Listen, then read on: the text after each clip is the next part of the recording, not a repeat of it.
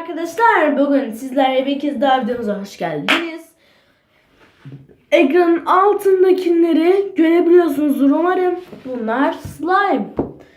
Hepsi slime tabii ki de. Çok yumuşaklar. Evet arkadaşlar, 5 tanesinden birini seçmenizi istiyorum. Bir bu. Bir bu var. En güzeli bence bu. Ama siz gene bilirsiniz. Sizin kararınız o.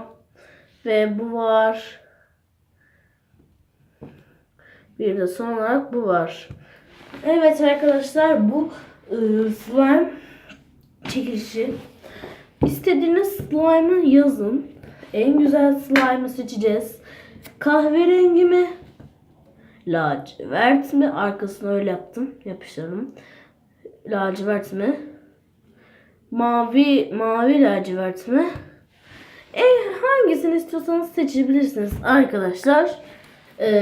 Yani bunlar var. Şunlar var. 2 tane küçük ucunda mavi olanı da seçebilirsiniz. Bir tane de bu var. İstediğinizi seçin arkadaşlar. Ben seçenekleri vereceğim zaten. Yani dediğim gibi ben kahverengi seçiyorum ama sizin seçmeniz gerekiyor. Yani sizin kararınız onlar.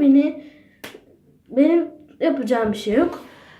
Bu arada çok sevindim. Oyuncu olacağım. Ajansa gidiyorum arkadaşlar. Gerçekten gidiyorum. O katalog nerede o katalog? Burada değil şu an. Oradaymış. O ajanstan çok memnunum. Yani nasıl diyeyim size? Oyuncu yerimi alabilirim. Bence. Ama şimdi değil daha. Yani daha hangi kanalda olduğunu bilmiyorum arkadaşlar. Ama öğrendiğimde hemen size aktaracağım ve izleyebilirsiniz. Saatini de bilmiyorum. Ne zaman başlayacağını da. Ama şunu biliyorum ki belki arkadaşlar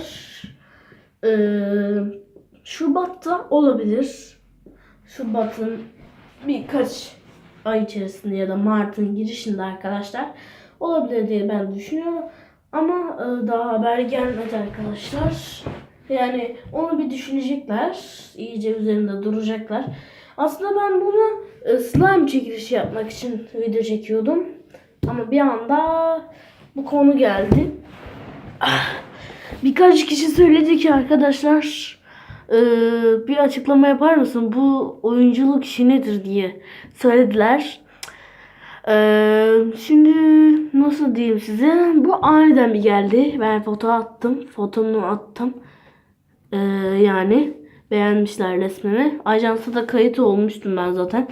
Geçen sene. Bu arada hasta oldum. Sizin çok kötü çıkıyor. Geçen sene oldum. Arkadaşlar. Geçen sene Şubat'ın 17'sinde olmuştum. İlk defa gittiğimde çok heyecanlıydım. Bir kamerasız yaptık. Çalışma. Ayağımı düştü ama neyse. Kamerasız çekim yaptık. Çekim dediğim rol aldık. Ama çok güzel oldu. Ben bir daha gitmedim gerçi. Çünkü okuldan dolayı arkadaşlar. O yüzden bunları açıklama yapmak istedim. Ama bu slime çekilişi 5'inden birini seçin. Biraz daha öne koyayım istiyorsanız. Bir şey gözükmeyecek ama biraz geri koyayım da aynen. Geride daha iyi gözüküyor. Evet arkadaşlar. 5'inden birini seçin. Lütfen videomu beğenmeyi, abone olmayı unutmayın. 23 videom var. İnşallah 100 olur. 100. videoda çok değişik bir şey gelecek. Haberiniz olsun arkadaşlar. Burada videomu bitiriyorum. Abone olmayı, like atmayı unutmayın. Bay bay.